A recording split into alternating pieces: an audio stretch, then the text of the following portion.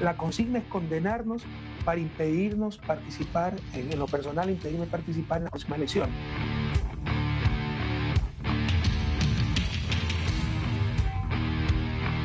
Yo no he tenido conocimiento en ningún momento del pago de estos titulares a los directores de los diarios chicha.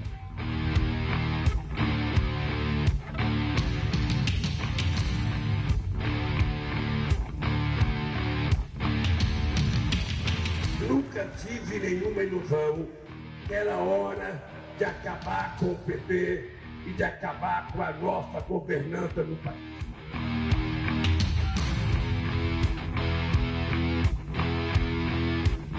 Cristina Kirchner irá presa y no podrá ser candidata.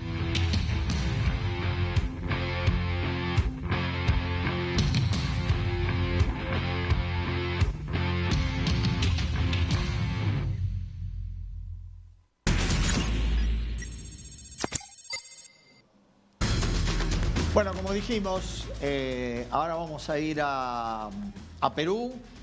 Allí hay una riquísima historia que se puede emparentar con este proceso que está viviendo la Argentina. Y está con nosotros Carmen Alvarado, periodista de DNews en Perú. Buenas noches, Carmen. ¿Cómo estás? Muy buenas noches, Eduardo. Un placer compartir pantalla contigo. Estamos en vivo, en directo desde la capital peruana.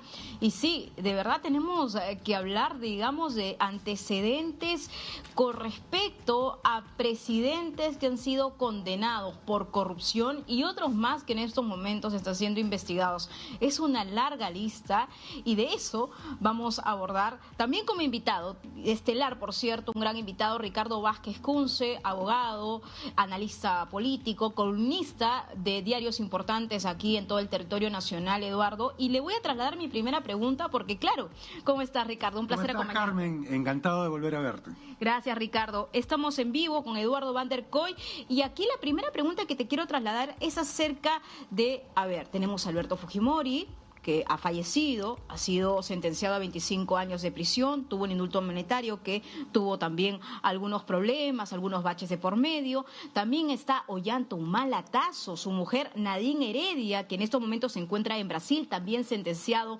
por el lavado de activos por 15 años. Después tenemos a Alejandro Toledo, que ha sido extraditado de los Estados Unidos, condenado también por corrupción.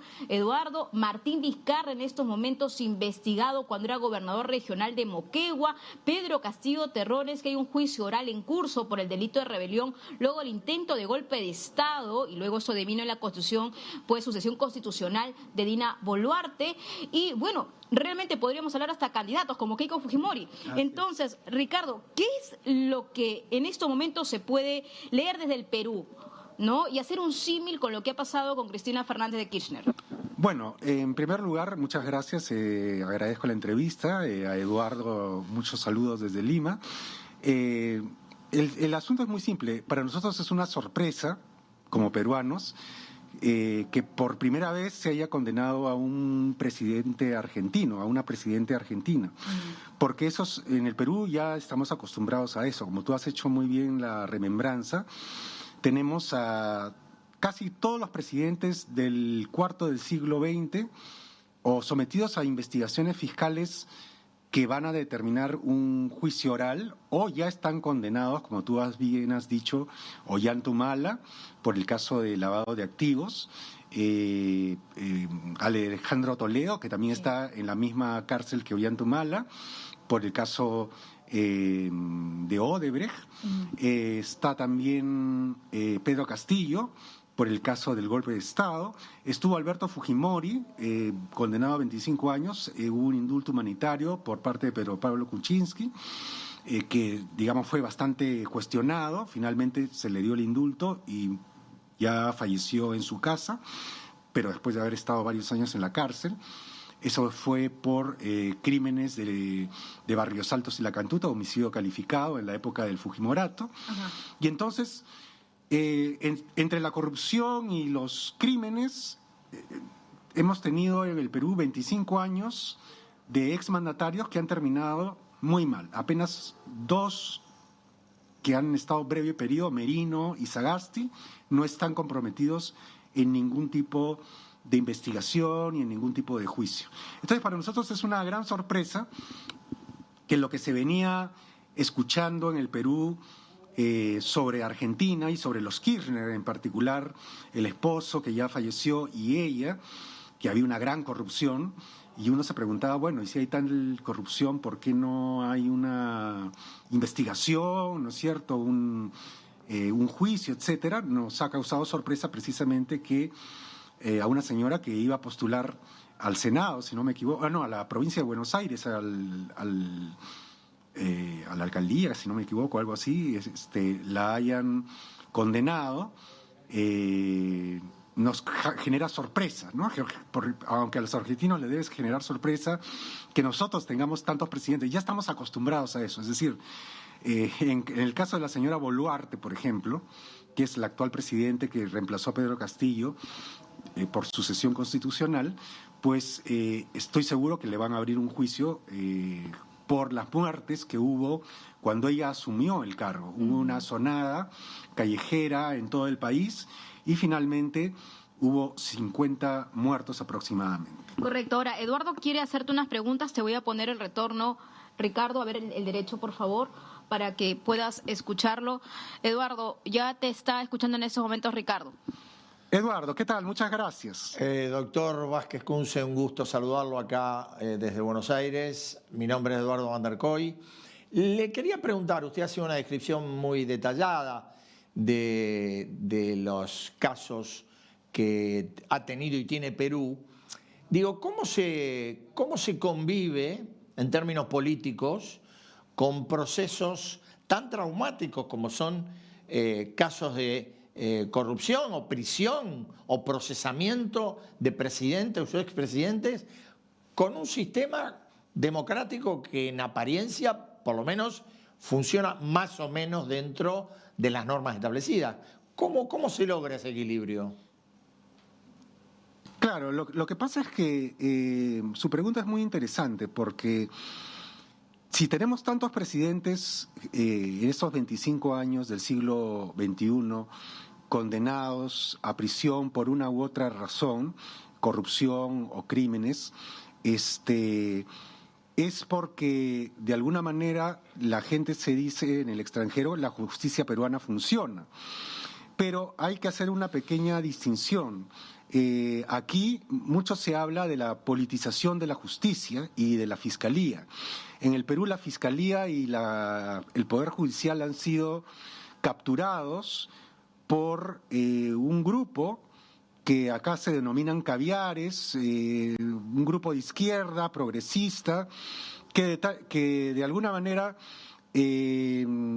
impulsa los juicios contra estos mandatarios, ¿no? Es decir, los persigue y a veces hay una persecución implacable. Por ejemplo, hay ¿cómo se llama esto, Carmen? La prisión preventiva, sí, la prisión preventiva, que no sé si habrá en Argentina, prisión preventiva, que es una prisión anticipada, es como una prisión anticipada, ¿no? Porque son 18 a 36 meses de prisión. Entonces, el fiscal tiene que probar su caso en 36 meses. Y uno se pregunta, esos 36 meses a veces la gente la pasa en la cárcel porque les dan orden de prisión, ¿no? Es decir, los presidentes, por ejemplo, el señor Humala y la señora Heredia, antes de ser condenados, estuvieron en prisión preventiva un tiempo. Entonces,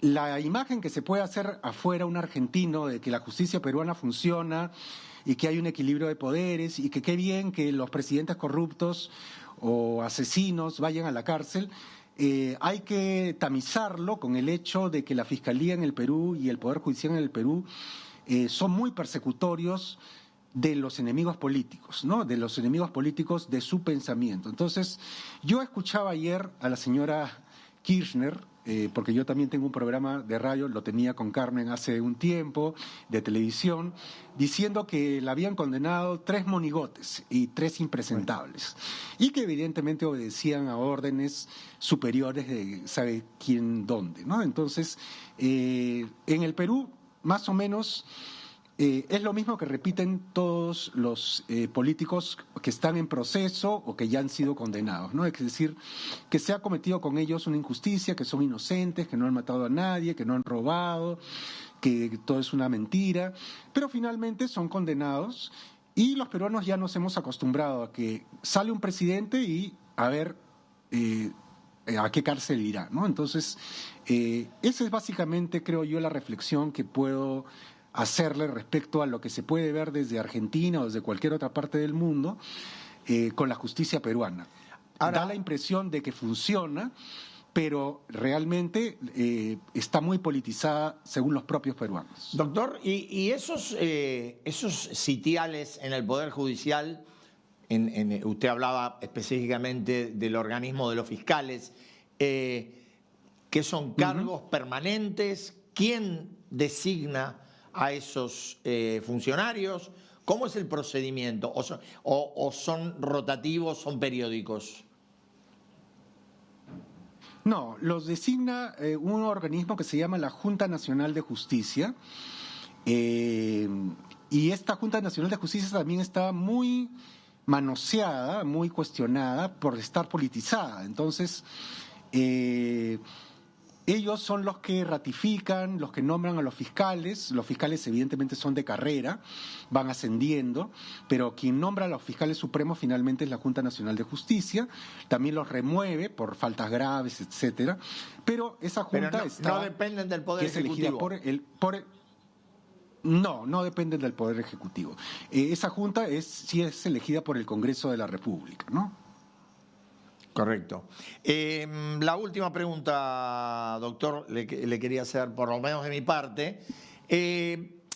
También, ¿cómo se concilia todo este alboroto, digamos, por decirlo de alguna manera, que tiene el sistema político con una economía que desde hace muchos años tiene un grado de estabilidad muy marcada? Bueno, esa es una buena pregunta. Lo que pasa es que en el Perú tenemos a un presidente del Banco Central de Reserva que ha durado años de años, el señor Velarde. El señor Velarde realmente ha sido elegido como uno de los mejores banqueros del mundo, y él ha puesto mano dura en la caja fiscal, de tal manera que nosotros, gracias a que su cargo siempre se ha mantenido, pues hemos sorteado gobiernos de derecha, de izquierda, etcétera. Nunca nadie se ha atrevido a moverlo del cargo, y eso hace que la economía peruana de alguna manera no tenga inflación o tenga una inflación muy baja, que crezcamos a aproximadamente 3%, que no es mucho, pero de todas maneras estamos por encima de la región, del promedio.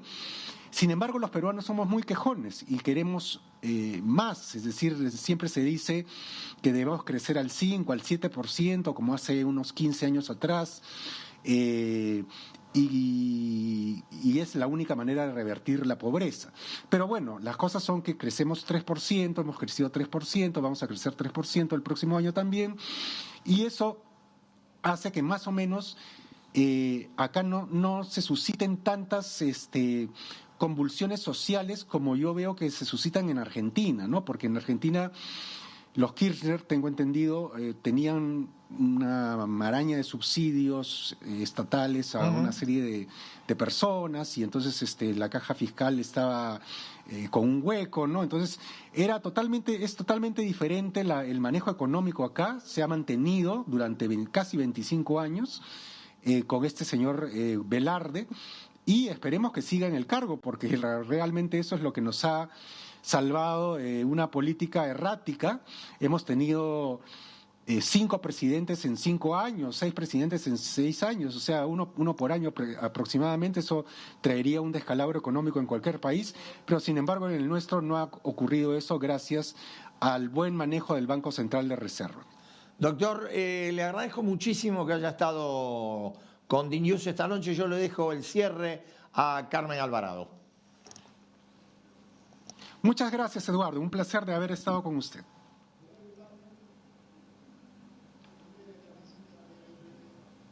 Bien, Eduardo, a mí solamente me gustaría cerrar con esta pregunta porque ¿qué va a pasar con Dina Boluarte? También hay investigaciones de corrupción, pero también investigaciones por las muertes que ocurrieron luego de esta sucesión constitucional del intento de golpe de Estado de Pedro Castillo Terrones. ¿Dina Boluarte también tras las rejas? ¿Cómo lo ves tú, Ricardo? Yo veo que es muy probable que le hagan un juicio por las muertes. Ese es el punto débil de ella, porque lo demás es cosmético, es anécdotas que no creo que prosperen. Pero no soy pitonizo, pero ya hay un caso, el caso de Fujimori. Fujimori en el año 2000 ganó las elecciones, luego se descubrió el asunto de Montesinos, que compraba congresistas, y Fujimori fue a un viaje a Brunei para la PEC, y de ese viaje no regresó más, ¿no? Entonces después se fue a Japón, donde le dieron asilo, y nunca regresó hasta que ya luego quiso volver y ahí fue su desgracia. Yo creo que podría pasar que la señora Boluarte en este último año que le queda, en uno de sus viajes al extranjero, pues ya no regrese más y no se someta pues a todo lo que se le viene, porque la verdad sí se le viene una cosa bien fea, porque se la va a acusar de crímenes, ya ni siquiera de corrupción, ¿no? Y una cosa que quería decirle a Eduardo y a su auditorio es que en el Perú hay un problema con las penas y el derecho penal, que es totalmente errático. Por ejemplo, un criminal, un asesino que mata a una persona, tiene una pena de 35 años de prisión.